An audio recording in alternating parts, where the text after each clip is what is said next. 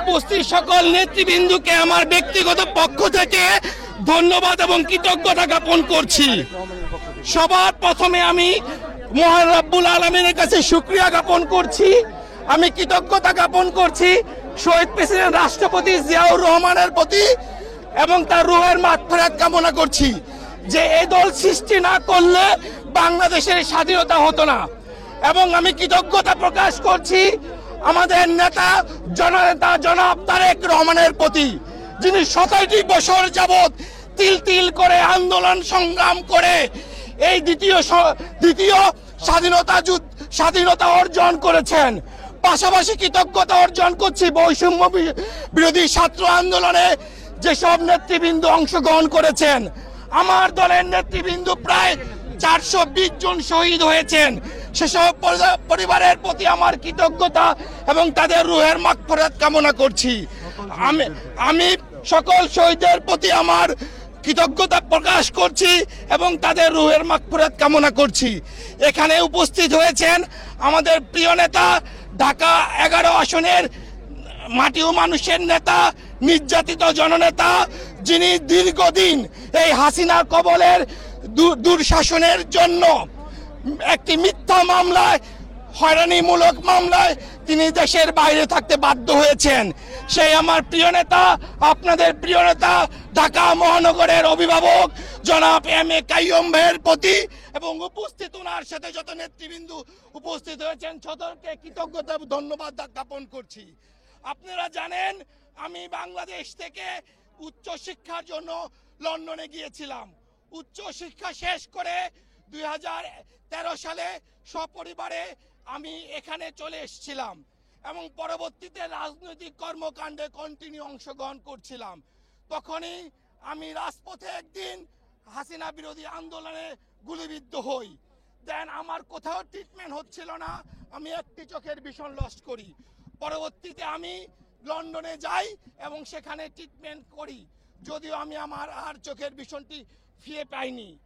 এবং দীর্ঘ লন্ডনে থাকাকালীন আমি তার একটি মিথ্যা মামলায় জর্জরিত হই। এর মধ্যে একটি এমন খারাপ মামলা ছিল, সেই মামলার কারণে আমি বাংলাদেশে আসতে পারিনি। ইনশাল্লাহ এখন বাংলাদেশে এসেছি, আল্লাহর রহমতে মামলার জামিন নিব।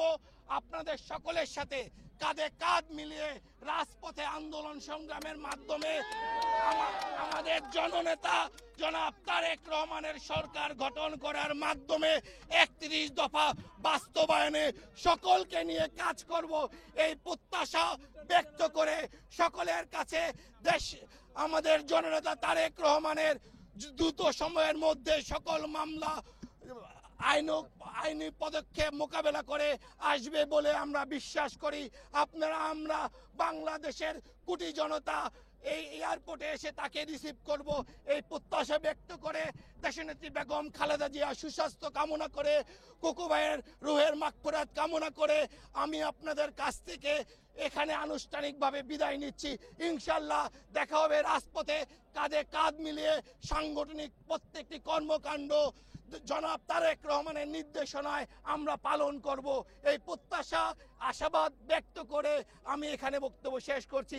এখন আমাদের মধ্যে সৌজন্য বক্তব্য দিবেন আমার নেতা, আপনাদের নেতা, ঢাকা মহানগরের অভিভাবক, জনপ্রিয় নেতা, অবিসাংবাদিত নেতা জনাব এম.এ. Qayyum, doctor M A.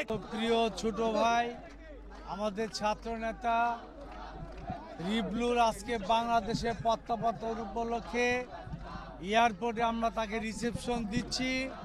আমরা তাকে বাংলাদেশে অভিনন্দন জানাই। সে বিদেশ থাকলেও আমাদের বিগত এই স্বৈরাচারী বিরোধী সকল আন্দোলনে রিবলু আমাদের সর্বাত্মক সহযোগিতা করেছে, আপনাদেরও করেছে। আমরা আশা করি আগামী দিনে তারেক রহমানের নেতৃত্বে বাংলাদেশের মানুষের উন্নয়নের একটি সরকার প্রতিষ্ঠা হবে। সেই সরকারের সাথে আমরা কাজ করব। তারেক রহমানের নির্দেশে আমরা দলের সকল পর্যায়ে শৃঙ্খলা রক্ষা করব, এই প্রত্যাশা ব্যক্ত করে আবারও আমরা রিবলুকে বাংলাদেশের মাটিতে, স্বাধীন বাংলাদেশের মাটিতে, গণতান্ত্রিক বাংলাদেশের মাটিতে আমরা অভিনন্দন জানাই। খুদা হাফেজ। যারা কষ্ট করে আপনারা এখানে এসেছেন, রিপনুকে অভিনন্দন জানাই। কথা হবে 999